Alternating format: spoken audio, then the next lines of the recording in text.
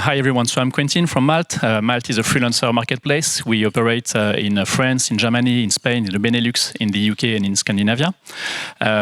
We have 500,000 freelancers in our network, locally based. So we took the opposite direction of TopTal, working mostly on-site projects to reinforce your team. And last year we acquired Comatch in Germany. We specialized in management consulting. So now we offer the full scope from IT, marketing, design to consulting. Yeah, so I'm Shoning Estre. I come from a company called Vasuku. We're an open innovation marketplace. We have about 600, 700,000 freelancers and solvers in our community. So those solvers can come forward with solutions and ideas to problems that companies are facing. Hi everyone, I'm Runar from UnoJuno. So UnoJuno is a freelance management platform that operates globally with base in the UK. Connected to that freelance management platform is a community of 100,000 vetted, highly skilled freelancers.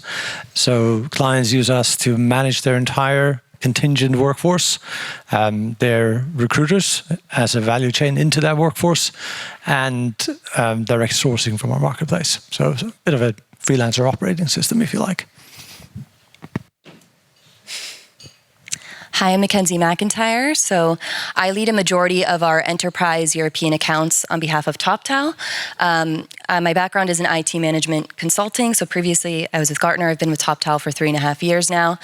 I am American, which you can tell from my accent, but I'm based in France. And that's really the beauty of TopTal, which you'll learn about more today.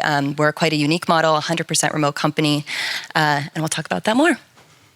Great. And I'm Danny Gow from ProTeams. Good to meet you all, and thank you all for coming. ProTeams was one of the organisers of today, and we work with many people in the room. We really appreciate this. Our whole ethos was getting the community together and getting people talking about this subject and changing the way the world of work is and the open talent network is. ProTeams is one of the leaders in the freelance platform spaces for the enterprise. We provide a hypercare model, which is one of our sort of, when you're trying to look at what all of the differences and they all look the same, what ProTeams do is we work very much on delivering projects at client site as well in a hypercare model, as well as leveraging the freelance in the community. I realized I forgot to say what TopTal does, even though I know Tasso spoke of it. But just to give a really high-level overview, we have an exclusive network of highly skilled experts that work on demand. So we focus on developers, designers, product and project managers, along with finance experts. What we're known for is our vetting process, which I know Tasso spoke briefly on. But just to give you a quick live example, if a software engineer applied to TopTal to be part of our network, they're first interviewed and assessed by our core engineering team. We give various coding assessments. All of our talent have English language proficiency tests. And then lastly, we give them a live project to conduct and report back to the engineering team. So just wanted to highlight that we're quite niche in making sure we have that top 2 to 3% of talent globally. Thank you. So we have obviously heard about the trends and the challenges from company sides, but you guys actually come from a different angle. Can we just talk about the current trends that you actually see for the enterprises? Quentin, let's go with you first. Yep. So there's 2 trends for me that are massive right now. The first one is a growing adoption of VMS system. Especially in some countries where it has been lagging behind, for example, like France. So we see more and more companies structuring the way they are working with freelancers. I think the question that you all ask yourselves now is not, should we hire freelancers, is how can we do it efficiently and safely? And the second trend that we see, it's more and more corporates are looking for a global partner to streamline operations and to have one unique gateway to hire contingent workforce. In the last 12 months, we have received more call for tenders for global freelance marketplace than we had in the entire 8 years before. So it's a trend that is growing very, very fast. Rona, do you want to add to that? You're nodding.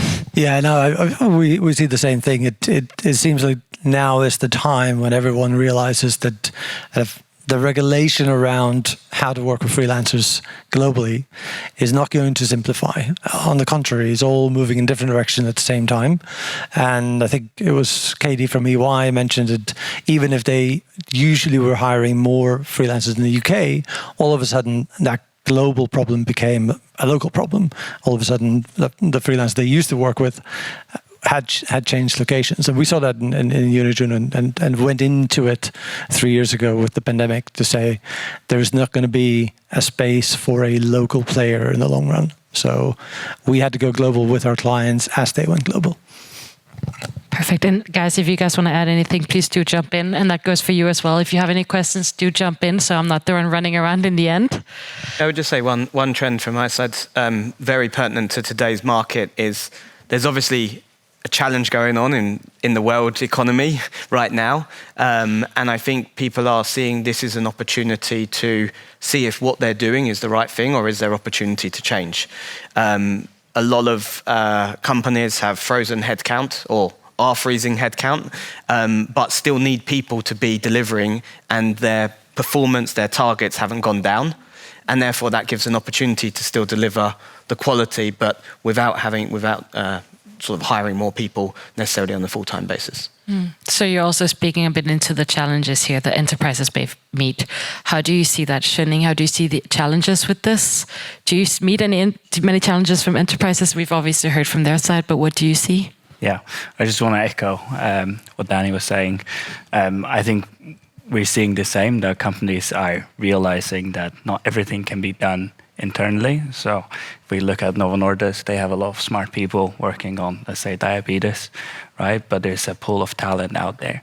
And companies now, there are restrictions in terms of hiring, and they come to us and say, hey, actually, can you help us reach a very big crowd to find solutions to the different problems that we're having?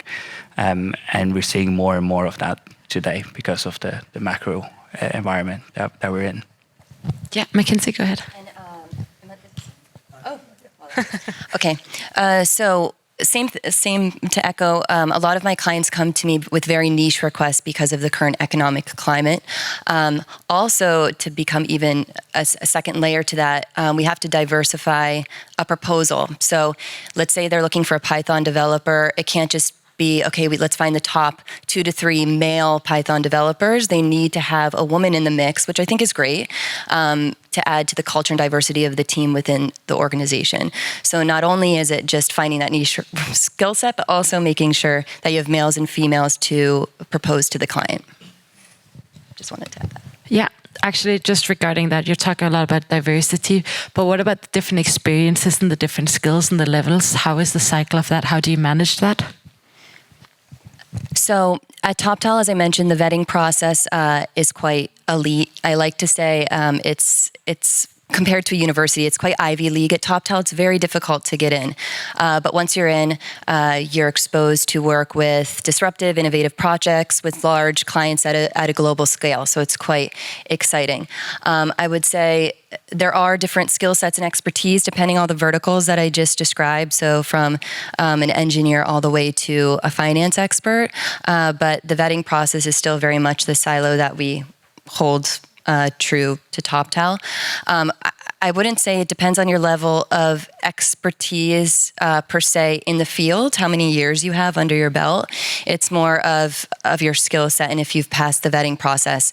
And just a side note off of that, if you look at it from the talent perspective, if you join the TopTal network and you're approved, of course, you are exposed to work with various clients at a global scale, and you set your own schedule, you set your own rate. So there's so many benefits. You're also working hybrid, which is saving on the climate. You're working from home. So there's so many benefits to be part of a network, which many of us know here. Okay. I was just going to come back to the challenges. I think there's 2 challenges that I see pretty much every day. The one challenge is it's a lot easier to do nothing. No, right now I don't see many CEOs of large enterprises saying procurement or contingent labor, go and build out a freelancer program. and therefore not building out one is easier. So I think that's not the number one challenge is who is it in an organization that's going to say, I want to drive this forward and make this happen and help the organization by doing this. The second biggest challenge is it's still confusing where the home is for this open talent platforms, freelancer platforms, and therefore this relationship across procurement, contingent labor, HR, operations is still confused. And I think those are the two biggest challenges that I see today. Yeah, I agree with that, right? It's the same in our world. And when we talk about open innovation, I think someone mentioned it earlier that there's so many names for this, right? So when you, like from our perspective, when we go out to these big organizations, it's like, who the hell owns this, right? Like, who do we reach out to? And oftentimes you bounce around in this organization before you eventually find someone. But that's a challenge from our perspective. Yeah. There was a question here.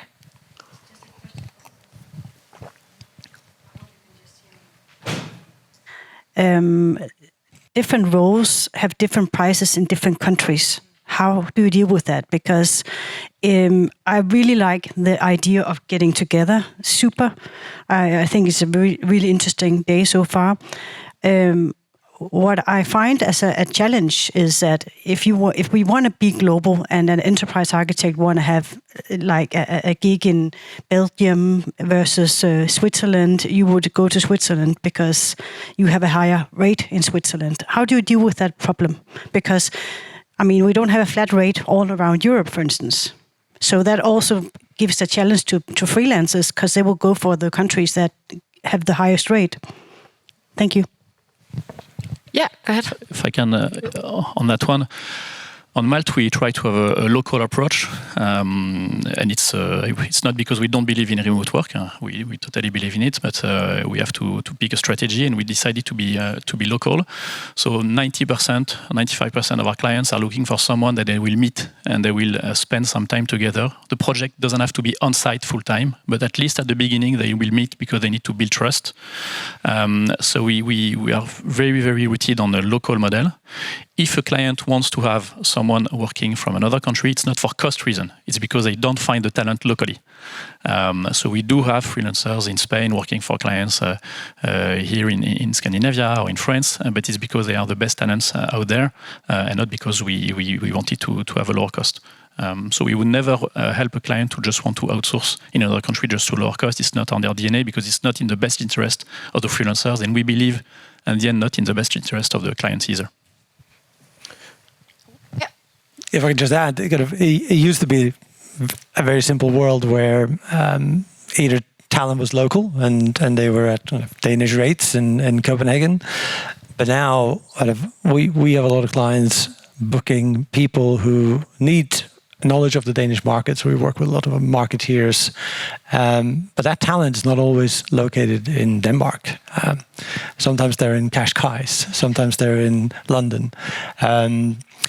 So one metric I follow very closely is the day rate of the freelancers. And you guys might not like to hear this, but I like to see the day rate of the freelancers that are being booked go up in line with inflation. If it doesn't, it looks like we're starting to have a problem where there's a race to the bottom. And the reason why I think you will like it is you don't want to race to the bottom. If you want somebody to do something for cheap, you know you're leading with price. And if you're leading with price, I don't think any of the platforms present here on this panel are the right ones. On the contrary, we all lead with the freelancer and the freelancer experience. And I think the one thing I maybe have heard a little bit too little of today is how important that freelancer experience is. We're in a bit of a blip now. Talent shortage is not as bad as it was 1 year ago.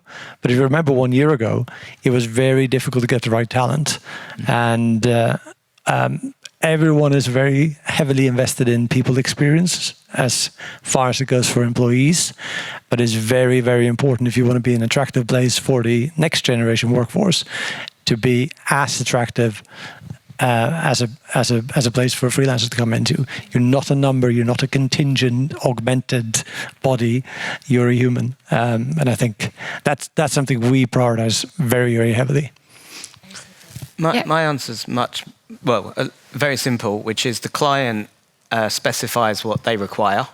We need someone with this skill set in this country, or we don't care where they are as long as they have this skill set. And the freelancers determines what their value is that they provide, and the client then chooses, if we're in Copenhagen, do we want someone from Copenhagen that's 3 times more than someone that's not from Copenhagen? Or actually, it's more important I get someone from Copenhagen. We know they're more expensive, but actually that's more important. So I think it's just matching the client's requirement, and the freelancer chooses their rate, their value they provide. We as a platform can say, hey, by the way, you're 4 times more, just so you know. But it's much more about making sure there's a match of requirement with the skill set. Yeah, just like Danny said, all of our talents are in 140 countries across the globe, even in the most niche regions in the south of France or in Spain or in Italy, wherever it may be. So all of them set their own rate depending on which country they reside. So a talent in Latin America, Brazil, Colombia could be half the cost of the same skill set and expertise as someone in San Francisco, California. It's just, 3 times more. So just like Danny said, it depends on the client's needs and challenges. You really just have to listen. And if they say, you know what, Mackenzie, I'm totally open to 100% remote talent, even if we have a large time zone overlap, as long as they get the project done, maybe we have 1 touch point a week, then that's fine and that's sufficient for this project. I also have clients who are the complete opposite, who are based in Amsterdam, for example, and they say, we need a talent that's 10 minutes from the office if possible. We want them hands-on for the first 2 weeks, which we call kind of a discovery phase. So they meet the team, they're embedded in the company culture, and then they can go back to working remote. So it really depends on the client, their challenges, their needs, and we can accommodate that. I would also say TopTal doesn't interfere really when it comes to the talent and the client. So before we send the talent proposal to the client, we ask the talent if they're willing to they joined our network to be 100% remote. So they know that's the pro, but we ask them, are you willing to go to the office for an extended period of time? And if the talent and the client agree to do so, we are fine with that. So it really just depends on the need. So just to shift gears a little bit, do you actually experience that freelancers convert to full-time at the clients that you speak to, or is it the other way around? What are the trends that you see with that, and do you know why what are the motives if they do choose to actually convert to full-time? Anyone wants to go answer? Should I just take a shoot? Shinning, do you want to start? Yeah. I mean, our approach is slightly different, right? We, by our platform, you don't hire the talent, you don't bring them in. You buy their ideas, so you buy their solutions, right? So companies say, hey, we're looking for this solution, and then our audience goes forward and presents a solution. And in certain cases, and we've seen this a number of times, the companies, they decide to work with that talent and bring them in-house. So we see that companies do hire from our platform, although that's not the purpose of us, right? It's to present solutions and ideas. Is that a challenge you see, or is that a very minor percentage where that happens? It's a smaller percentage. It's a smaller percentage, yeah. What about, do any of you guys experience it, Mackenzie? Yes. So at TopTal, of course, we essentially don't want it to happen because we want to retain the top 1 to 2% of talent within our network, and we do our vetting processes are bread and butter. But of course, the clients that we have who may be working 2+ years with a talent, they've already been embedded in the culture, embedded with the project. It's almost as if they're a full-time employee. So they do have the opportunity to buy them out of our network. So within our master service agreement, we do have a buyout clause, for example, and all of our clients can abide by that. It does happen, but because they enjoy the engagement and they're happy with the talent, but they just have to abide by the MSA. So we're very open to it. We're much more of, you're bringing in this talent, and there is an option that they may go full time with you. And that's not a bad thing. That's a good thing. For that person, it was the right thing. For the company, it was the right thing.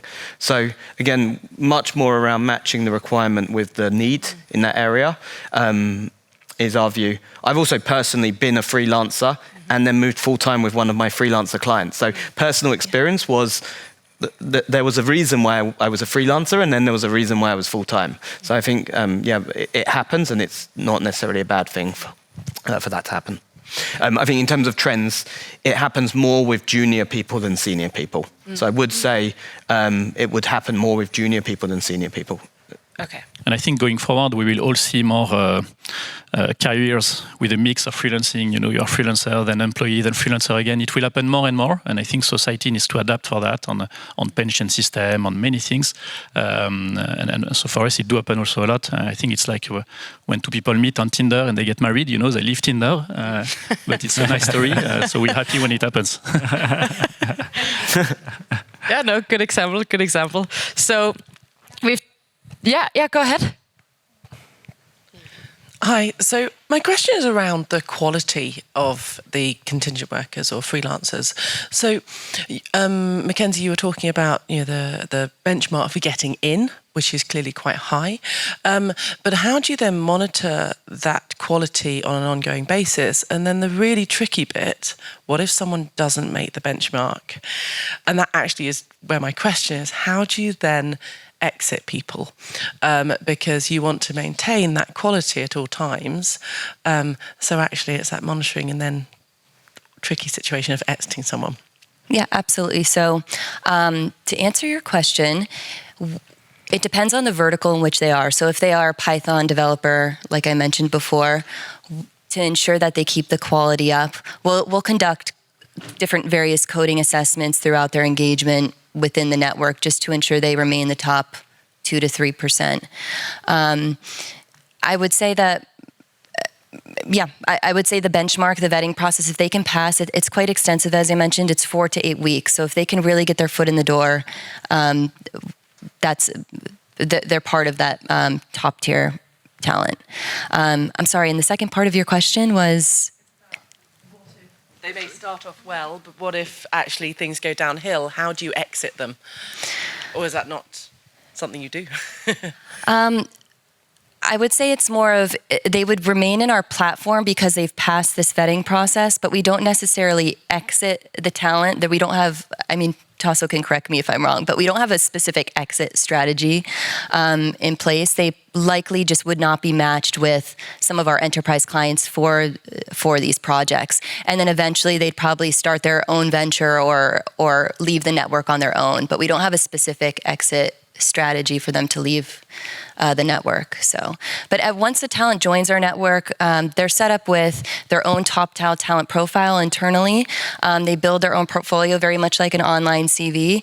And so they can see what opportunities are posted. So for example, if I have one of my tier 1 clients come to me in need of a consultant because they're going through a big digital transformation, change management, they need insights on consumer insights or analytics, and they come directly to me. I'm not the expert, I'm the account director for them, and I tie in our management consulting practice.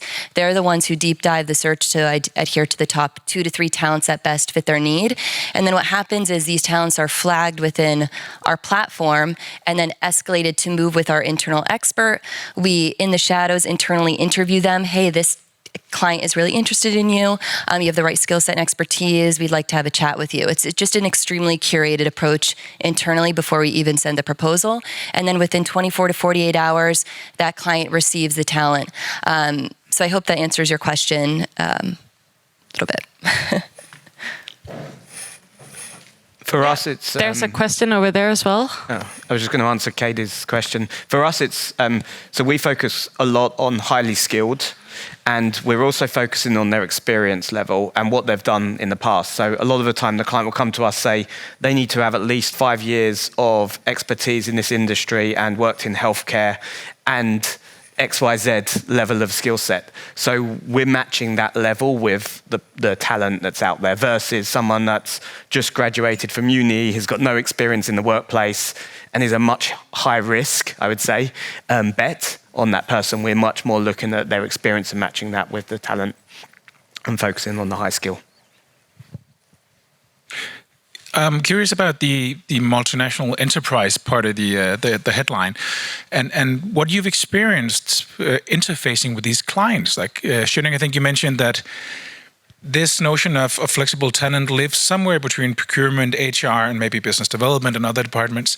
And from an internal perspective, I see that very much as a challenge. Like, who owns these agendas within large corporations? So maybe can you elaborate on some of the challenges or good advices to multinational enterprises on how to set this up, how to own it? I wish I knew the answer to that. That would solve a lot of problems for us. But for us, it depends on what the aim is, right? Sometimes it's just within innovation. If it's an innovation project, then we go out to innovation people. Right now, we see a lot of people focusing on reducing costs, right? So they go out or we would go out to people working in operations, yeah? I don't have the answer, and that's the problem, exactly, right? So hopefully someone else can help out here. Yeah, my experience is it very often just get started. So what we see is a new client for us normally looks like somebody from an existing client moving into a new organization, thinking, okay, we're backwards here. There's no talent platform. There's no open talent solution here, and then they just get going. And then from there, very quickly, if it works, the organization starts adopting. So we are kind of 18 months into some of the big kind of FANG clients. We're nowhere near being implemented at a top CFO level, but it's growing. So it doesn't have to be as big a deal as maybe kind of you think it is when you start going. It's just get going in one department, and very often it would be in the kind of in IT or development. Kind of a CTO would say, okay, I need access to some quality freelancers. I'm not going to wait 6 weeks for somebody to onboard them. I need them on Monday. I'll just get going. But it requires somebody with some bravery in the organization to take a kind of a champion lead. I love the story of Novo Nordisk, and kudos to the team, because here we're all saying, what a great program. It's been set up, called Go Global, very structured, very formal. However, from what I know, it started very, very small. Back to your point, it started really small, and it started with, let's test this small thing. And then they got some success stories, they shared that. And then it grew again, and then they shared a few more success stories, and then it really got going. And that's my advice to every company is you've got to find someone that's ready to sort of, let's give it a go. But don't try and make this, my biggest advice is don't try and make this big global CEO sponsorship. Just get some success going. It'd be great if the CEO did say that, but just get some success going, and naturally it will build in something. It won't take 3 months, 6 months. It may take 3 years. It may take 2 years. But just start somewhere, and eventually it will build over time. I agree. We take a very strategic approach at TopTal too.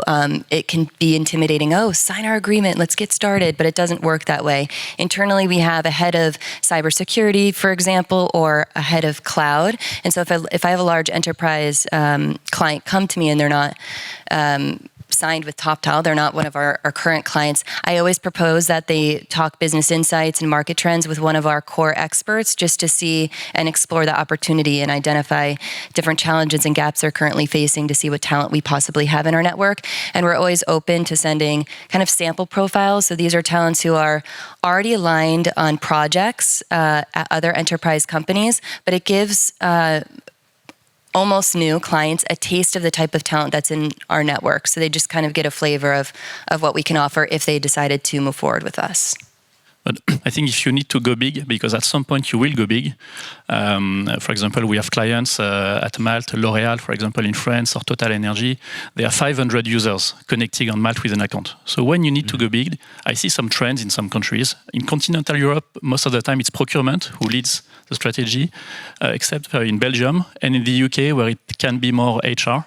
So it depends on who has the total talent strategy. For example, in the UK, HR are managing full-time workers and contractors. So it depends by country. But I think it's an amazing opportunity for procurement team to bring innovation inside a company, not being here for processes, cost control, etc., but actually bring solutions for the teams to deliver and to be more efficient. So that's why I see also the trend and the rise of VMS, because it's mostly driven by procurement teams. And one challenge that we see with this structuration of the approach is that some procurement teams are relying on giving back control to hiring managers, giving them a tool like Malt where they can be autonomous and responsible on who they hire. And some of them want to be in control and to be sometimes become a bottleneck because they want to check all profiles, they want to validate all quotes, all invoices, which doesn't help, of course. And I think the best organization today are distributing the ownership of this project. So they bring a tool, they bring a solution, they bring best practice, and then they let hiring managers and users be responsible with the expenses. And that can be done also with the help of the VMS, because the VMS is an amazing tool to get reporting, to make sure that your employees follow the processes regarding timesheet, regarding invoicing, regarding purchase order. But what VMS are not are efficient sourcing tools. You cannot rely on the VMS to write a 5-line brief and expect to have the top freelancers applying to your brief. It doesn't happen. You are doing so much to attract full-time employees, building your employer branding, and why wouldn't you do that for freelancers? You need to be attractive also to attract the best freelancers. And I think you do that by having hiring managers directly in touch with freelancers to give the context on the project, to give the mission, the purpose. That's how you attract the best ones. Thank you. That went so fast. I have so many questions, but I'm so sorry for all the questions. Time is really pressing here. Thank you. I honestly think you guys chose the right industry. I think it's only one way from here. And if anything has been shown today is that you guys are only going up. And I think that market is booming. So I think there's a lot good coming for you guys. But thank you so much. Shunning, you're already up next, so you might as well just stay. Keep this on.